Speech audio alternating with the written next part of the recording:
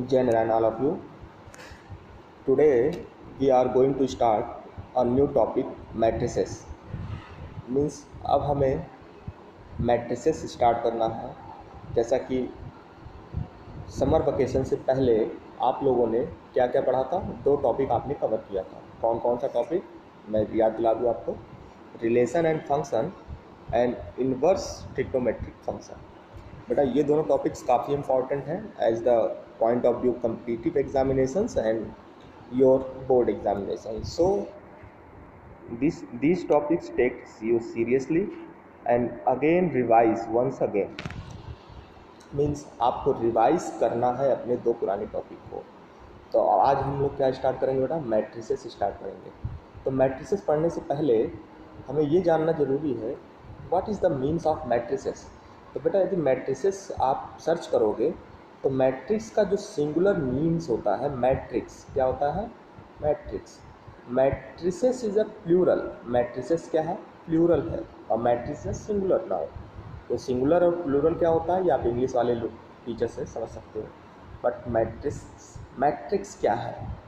तो मैट्रिक्स आज से आप अपने दिमाग में बैठा लो। Matrix is an arrangement.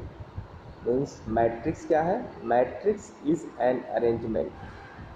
Matrix simple क्या है? Matrix is an arrangement. Matrix एक अरेंजमेंट है।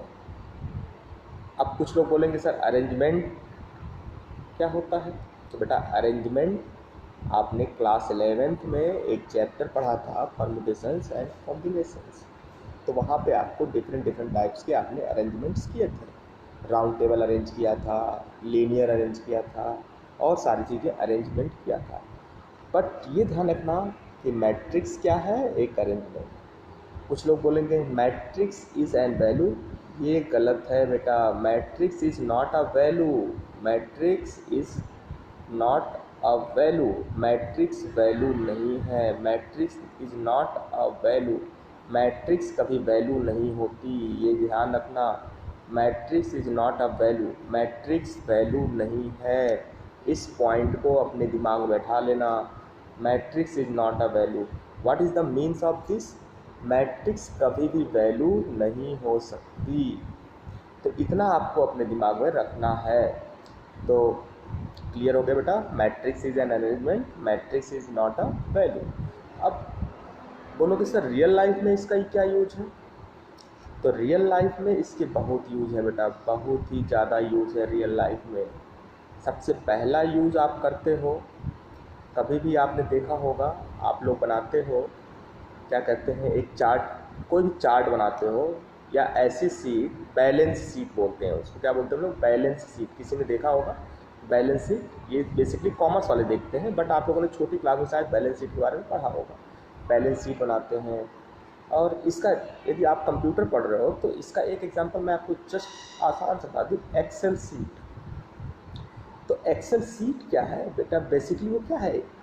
मैट्रिक्स की फॉर्म में ही होता है। क्योंकि आप देखिए, कभी भी आप एक्सेल सीट खोलेंगे, उस पर कुछ लिखना चाहेंगे तो सबसे पहले आपसे वो क्या पूछेगा कि कितने रो चाहिए और कितने कॉलम चाहिए, क्योंकि उसमें रो और कॉलम ऐसे बने होते हैं। तो इसे हम क्या बोलते हैं? इस तरह के अरेंजमेंट को क्या बोलते हैं हम लोग? मैट्रिक्स बोलते हैं। क्या बोलते हैं? मैट्रिक्स। यदि number of rose and number of column यदि हम फिक्स कर देते हैं तो दैट इज कॉल्ड मैट्रिक्स।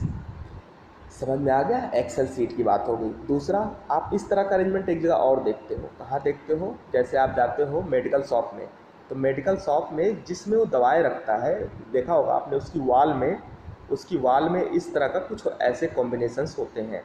तो इसको भी हम एक तरह से मैट्रिक्स का ही छोटा फॉर्म समझ सकते हैं कि अपनी सारी चीज़ों को अरेंज वे में रखने के लिए उसने इस तरह का बॉक्स बनाया है। इस तरीके के बॉक्स उसने बनाए हैं। तो ये आपको मेडिकल शॉप में मिलेगा। और दूसरा आपको कहाँ मिलेगा? परचून की दुकान पे मिलेगा। कहाँ मिलेगा? परचून की दुकान। परचून की दुकान जानते हो सब लोग बेटा? किराना स्टोर। किराना स्टोर, वहाँ पे जाओगे, वहाँ भी कुछ ऐसे अरेंजमेंट आपको उसकी वॉल पे मिलेगा। ये तो हो गया बेसिकली एक रफ यूज हो गया, बट इसका मैथमेटिकल यूज आपको मैंने बता दिया। एक्सेल सीट में सबसे ज़्यादा होता है। दूसरी चीज़, जब आप कंप्यूटर में आगे बढ़ोगे या कंप्यूटर साइंस में कभी इंजीनियरिंग करोगे, कभी भी आप आगे बढ़ोगे, एडवांस कोर्सेज में जाओगे, तो आपको मिलेगा, एक कोर्स मिलता है डाटाबेस मैनेजमेंट। तो डाटाबेस मैनेजमेंट ये कंप्यूटर का भाई है। आज के टाइम पे सबसे ज़्यादा प्रॉब्लम्स क्या है? डाटा को अरेंज करना, डाटा को अरेंज करना। और आप जानते ही हो मैट्रिक्स क्या है बेटा? अरेंजमेंट है। तो डाटा अरेंज करने के लिए ही हम मैट्रिक्स का यूज करते हैं। कि हम मैट्रिक्स का यूज कैसे करेंगे, मैट्रिक्स का यूज कैसे करेंगे, अपने डाटा को कैसे प्रॉपर वे में मैनिपुलेट करें, जैसा कि प्रेजेंट टाइम में ये हम लोग कर रहे हैं। गूगल ड्राइव में कोई बना के रख रहा है, कोई कहीं रख रहा है, तो ये सारी चीज़, कोई गूगल फॉर्म बना रहा है, उसको एक्सेल सीट में करके रख रहा है, तो यही अरेंजमेंट ही मैट्रिक्स है बेटा। तो मैट्रिक्स का सबसे ज़्यादा यूज है बेटा, ये ध्यान रखना। इस कंप्यूटर टेक्नोलॉजी में मैट्रिक्स का बहुत यूज है। बिल्कुल समझ में आ गया what is the use of matrix, what is the definition of matrix. तो एक डेफिनेशन मैंने बता दिया, matrix is an arrangement, matrix is an arrangement and matrix is not a value. अब सेकेंड देखो, सेकेंड पॉइंट देख लो इसमें। आप समझते चलो, अपनी कॉपी में नोट करते चलो बेटा। देखो, अब यदि हम नोट करने के लिए बताएंगे, मैं आपको नोट्स तो दे दूँगा, लेकिन नोट्स में भी शायद ये चीज़ें आपको ना मिले, तो आप लोग अपनी कॉपी में खुद से नोट करते रहो। मैट्रिसेस में है, मैट्रिसेस में है। अब मैट्रिसेस में कुछ होगा ना, जो आपने बॉक्सेस देखे उसमें कुछ रखा होता है ना, वही चीज़ मैट्रिसेस में हैव रियल, कॉम्प्लेक्स,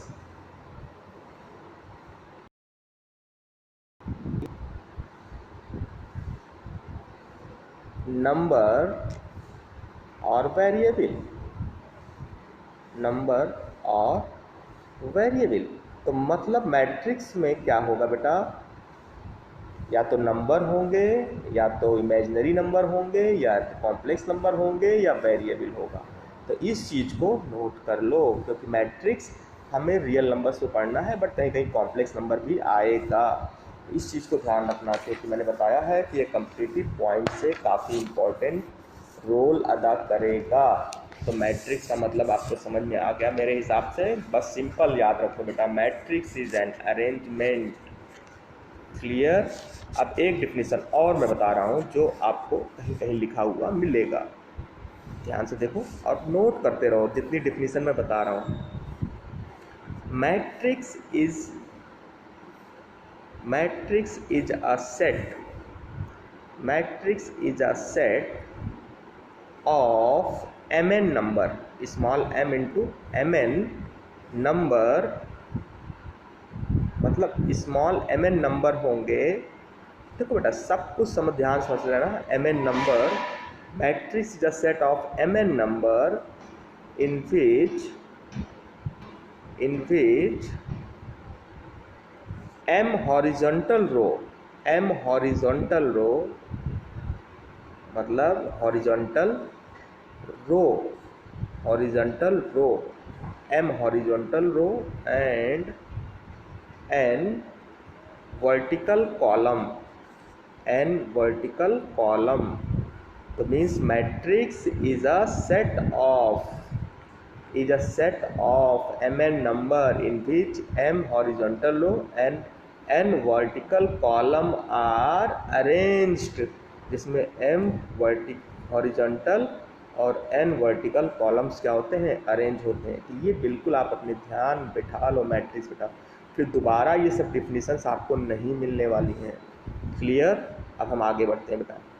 अब हमारा दूसरा पॉइंट्स है कि भाई मैट्रिक्स तो हम सीख गए सर, मैट्रिक्स की डिफिनीशन पता होगा कि इसका दिखेगा कैसे, तो इसकी फ़ोटो या इसका पिक्चर कैसा होगा मैं बनाने जा रहा हूँ बेटा। इसका फ़ोटो आपने एक चीज़ पढ़ा होगा, स्क्वायर ब्रैकेट टाइप का कुछ होगा, मीन्स या तो ऐसा होगा, या तो ऐसा होगा, या तो ऐसा होगा। मीन्स इस तरह का जो भी फ़ोटो हो और इसके अंदर कुछ लिखा होगा बेटा। इसके अंदर क्या होंगे, एलिमेंट्स होंगे। क्या होंगे, इसे क्या बोलेंगे हम लोग, एलिमेंट होंगे। तो ऐसा फ़ोटो आपको मिलेगा। यदि आपको ऐसा फ़ोटो मिलता है तो मीन्स आपका क्या है, वो मैट्रिक्स है। तो मैं एक फ़ोटो बना के आपको दिखा रहा हूँ, उसमें सारी चीज़ें मैं एलेबरेट करूँगा। तो मैट्रिक्स को हम किससे लिखते हैं, इससे भी लिख लो। Matrix is denoted by a capital letter of alphabet. Matrix is denoted bye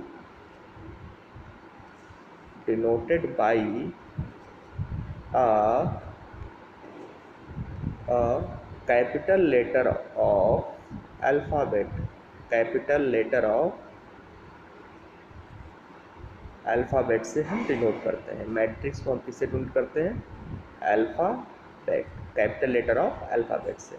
तो मीन्स यदि मैट्रिक्स को आपको डिनोट करना है तो हम उससे क्या लिखते हैं, capital A equal to this. अब देखिए मैं फ़ोटो बना दूँ इसका आपको, एक अच्छा सा फ़ोटो, सब लोग समझ लो इसको अच्छे से। ए इज इक्वल टू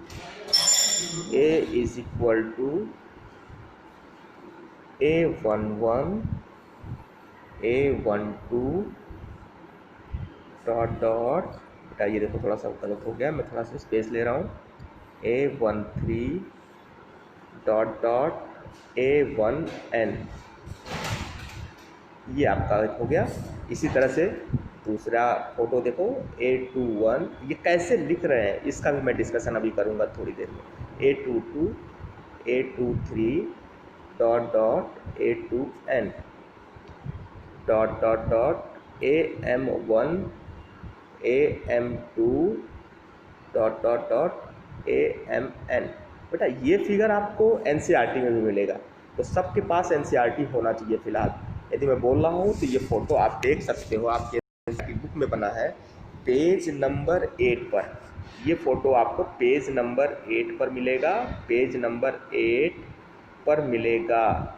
तो वहाँ पे देखोगे बेटा ये फिगर आपको बना मिलेगा, तो इसे हम मैट्रिक्स बोलते हैं।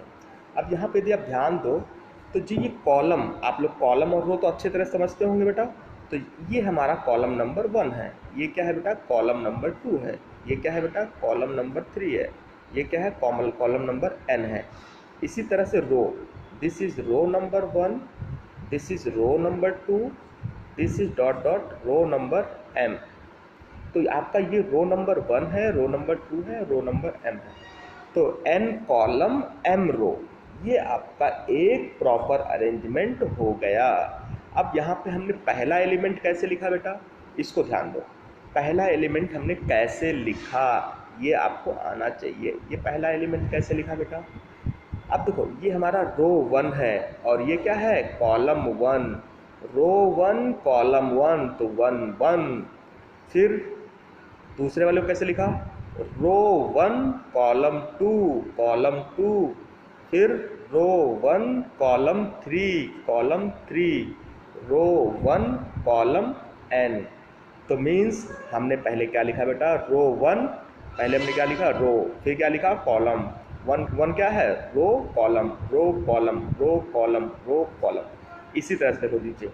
अब ये कैसे लिखा बेटा हमने, पहले क्या ध्यान दो, रो 2 कॉलम 1, रो 2 कॉलम 2, रो 2 कॉलम 3, रो 2 कॉलम n। तो मीन्स ये हमारा तरीका है लिखने का, सबको समझ आना चाहिए, ये एकदम क्लियर होना चाहिए। पेज नंबर 8 NCERT में आपको मौजूद है ये फ़ोटो। यदि आपको ये फ़ोटो नहीं, इस फ़ोटो को आप देख सकते हो बार बार। वैसे भी सबसे अच्छी बात है जब आप बैठा करो तो अपना NCERT लेके बैठा करो, क्योंकि हम लोग NCERT पहले ही पढ़ेंगे और सारी चीज़ क्लियर होनी चाहिए, समझ में आनी चाहिए। तो आपको ये समझ में आया ये फ़ोटो कैसे बनी है, तो ये मैट्रिक्स आपको समझ में आ गई होगी मेरे हिसाब से। अब इसका हम दूसरा पॉइंट डिस्कस करते हैं, क्योंकि बेटा हमने क्या बताया, ये एक अरेंजमेंट है और एक कॉम्पैक्ट फॉर्म है। तो ये देख रहे हो कि अभी इतना बड़ा दिख रहा है आपको, इसको कॉम्पैक्ट कैसे करेंगे, तो उसका तरीका क्या होगा बेटा, ध्यान से देखो। सबसे पहले हमने क्या लिखा, ए इज इक्वल टू एक स्क्वायर ब्रैकेट रिप्रेजेंट करेगा मैट्रिसेस को, उसके अंदर हमने एलिमेंट लिखा ए। अब ए के बाद हमने पहले क्या लिखा था, रो, और रो को हमने किससे लिख दिया बेटा, आई से। रो को किससे लिख दिया, आई से। कॉलम को किससे लिख दिया हमने, जे से। तो AIJ, दिस इज अ रो। अब आप बोलोगे सर m था वहाँ पे, तो हम m पे लिमिट लगाते हैं। I का मतलब कहाँ से कहाँ तक होगा बेटा, 1 to m, और J का मतलब कहाँ से कहाँ तक होगा बेटा, 1 to n। तो मीन्स ये आपका रो हो गया और ये आपका कॉलम हो गया। तो आई की वैल्यू 1 से लेके m तक, तो मैक्सिमम वैल्यू कितनी है m। तो हम बाहर पहले क्या लिखेंगे बेटा, रो लिखेंगे m, फिर क्या लिखेंगे, कॉलम m क्रॉस n। तो सबसे पहले हमें ध्यान रखना है, क्या लिखना है, रो लिखना है। और इसी चीज़ को हम क्या बोलते हैं बेटा, m क्रॉस n को क्या बोलते हैं, ऑर्डर ऑफ मैट्रिक्स। क्या बोलते हैं, ऑर्डर ऑफ मैट्रिक्स। ये आपको समझ में आया बेटा, ये होगा ऑर्डर ऑफ मैट्रिक्स। अब ऑर्डर ऑफ मैट्रिक्स मैं आपसे बोलूँ, आप लिख के बताओ। जैसे मैंने एक मैट्रिक्स दे दिया, A is equal to MIJ 3 cross 2। तो what is the order, what is the order of this matrix, 3 cross 2। इसमें रो कितने होंगे बेटा, रो कितने होंगे, row is equal to 3, column is equal to 2, 3 होगा, कॉलम 2 होगा। इतना क्लियर। अब कितने एलिमेंट होंगे, number of element means, number of element in matrix means, ये समझ लेना, number of elements in matrix means कितने मैट्रिक्स में एलिमेंट्स होंगे, 3 इंटू 2 मीन्स 6। तो टोटल कितने एलिमेंट होंगे बेटा, 6। ये बिल्कुल ध्यान रखना, हम ऐसे निकालते हैं। अब मैंने कोई और क्वेश्चन दे दिया, कुछ और पूछ लिया, तो मैट्रिक्स में ऑर्डर हमेशा, ध्यान रखना, ऑर्डर हमेशा इसी फॉर्म में होगा, पहले रो होगा फिर कॉलम होगा। तो ये रो और कॉलम आपको निकालना पड़ेगा बेटा। ये आपने निकाल लिया रो और कॉलम, तो आपका हो जाएगा। तो ऑर्डर निकालना सीख गए, नंबर ऑफ एलिमेंट निकालना सीख गए, मैट्रिक्स क्या होती है ये सीख गए। ये सारी चीज़ हम लोग आज सीख चुके हैं। अब हमारा जो नेक्स्ट पॉइंट्स है वो क्या होगा बेटा, कंस्ट्रक्ट अ मैट्रिक्स। कोई मैट्रिक्स कंस्ट्रक्ट कैसे होगा। तो जैसे मैं एक क्वेश्चन ले रहा हूँ, NCERT एग्जाम्पल नंबर NCERT का एग्जाम्पल है 3, example 3, page number 60, page number 60, page number 60। तो पेज नंबर 60 पे आ जाना, तो वो आपको दिखेगा। तो पेज नंबर 60 पे क्या है बेटा, पेज नंबर 60 यदि आप देखोगे, एक एग्जाम्पल दिया है, कंस्ट्रक्ट अ मैट्रिक्स। आपको एक मैट्रिक्स बनाना है बेटा, और उसका ऑर्डर क्या दिया है, मैट्रिक्स ऑफ ऑर्डर 3 क्रॉस 2, मतलब 3 रो चाहिए और 2 कॉलम चाहिए। और एलिमेंट्स क्या दिया है, हुज एलिमेंट्स क्या दिया बेटा, हुज एलिमेंट्स। अब एलिमेंट्स क्या दिया है, देखो यहाँ पे AIJ is equal to 1/2 modulus of I minus 3J। तो ये आपका एलिमेंट्स है। अब सोचोगे कि हम लिखें कैसे, तो हमने बोला जितना भी बेसिक्स आपको बताया उतना ध्यान रखो। तो पहला बेसिक्स हमने क्या बताया था, ऑर्डर आपको मिल गया, उसमें I की वैल्यू कितनी होगी, रो की वैल्यू कितनी होगी, 1 2 3, J कितना होगा बेटा, 1 2 2, मतलब रो 1 2 3 तक जाएगा और कॉलम J 1 2 2 तक। तो AIJ सबसे पहला एलिमेंट क्या होता है बेटा, दोनों इक्वल होंगे, A1 1 पहला एलिमेंट, I की वैल्यू 1, J की वैल्यू 1। तो A11 क्या हो जाएगा, फ्रॉम द फार्मूला मॉड लगा है बेटा, ध्यान रखना, 1 माइनस 3, J की जगह 1 रखोगे क्या होगा, 3 इंटू 1 3। तो क्या आ जाएगा बेटा, 3 माइनस 1 -2, -2 का मॉड क्या हो जाएगा 2, तो 2/2 का मतलब बेटा 1। देखो अब ये NCERT में सॉल्व दिया हुआ है, मैंने NCERT को बताया, आप NCERT खोल के बैठो। तो 1 2, अब I की वैल्यू कितनी है बेटा यहाँ पे 1, J की वैल्यू कितनी है 2, तो 3 इंटू 2 कितना होगा बेटा 6, तो 1 माइनस 6 मतलब -5, 5/2। क्लियर, ये सारी चीज़ें क्लियर होनी चाहिए। A13 होगा, 13 होगा नहीं, क्योंकि कॉलम कितना है बेटा, केवल 2 तक जाएगा, 1 to 2 मतलब कॉलम नहीं होगा। फिर से आ जाओ, इसी तरह से A21 1/2, 2 माइनस 3, ये सीरीज सारी चीज़ें आप सीख जाओगे फटाफट। अब आप फटाफट अपना NCERT देखो, वहाँ पे लास्ट में लिखा होगा एक मैट्रिक्स 3 क्रॉस 2 का, उसमें क्या क्या आया होगा, सबसे पहले A11, फिर A12, फिर A21, A22, फिर A31, A32। This is your final matrix. समझ में आया? समझ में आया बेटा? तो ये चीज़ें आपको करनी है और इसमें वैल्यू पुट कर देना फटाफट, ये आपका आंसर होगा। तो एनसीईआरटी आप लेके बैठा करो बेटा, एनसीईआरटी नहीं है तो मैंने पीडीएफ आपको भेज दिया है। ओके, तो आज हम लोगों ने क्या क्या सीखा बेटा? डिफिनीशन ऑफ मैट्रिक्स सीखा। क्या सीखा? Definition of matrix. दूसरा क्या हम लोगों ने सीखा बेटा? डिफिनीशन ऑफ मैट्रिक्स के बाद हम लोगों ने क्या सीखा? हम लोगों ने ये सीखा कंस्ट्रक्शन ऑफ मैट्रिक्स, कैसे मैट्रिक्स का कंस्ट्रक्शन होता है, ये भी हो गया हमारा। अब तीसरा क्या हम लोगों ने सीखा बेटा? Order of matrix. Order of matrix क्या होती है, तो ये हम लोगों ने आज सीखा बेटा। अब हम लोगों ने नेक्स्ट टर्न में क्या सीखना है? नेक्स्ट टर्न पे हम लोगों को सीखना है बेटा types of matrix. Types of matrix, types of matrix, ये हमें सीखना है। तो इसे हमें सीखना है नेक्स्ट टर्न पे। Okay, thank you once again, जैन all of you. Next turn पे जरूर मिलेंगे, क्योंकि जिसका भी टाइप्स ऑफ मैट्रिक्स छूट गया ना बेटा, उसका मैट्रिक्स छूट गया, क्योंकि यही हमारा इंपॉर्टेंट, अभी तक उसे हमने डिफिनीशन पढ़ा है। ओके बेटा, थैंक यू एवरीवन, जैन वंस अगेन। ओके।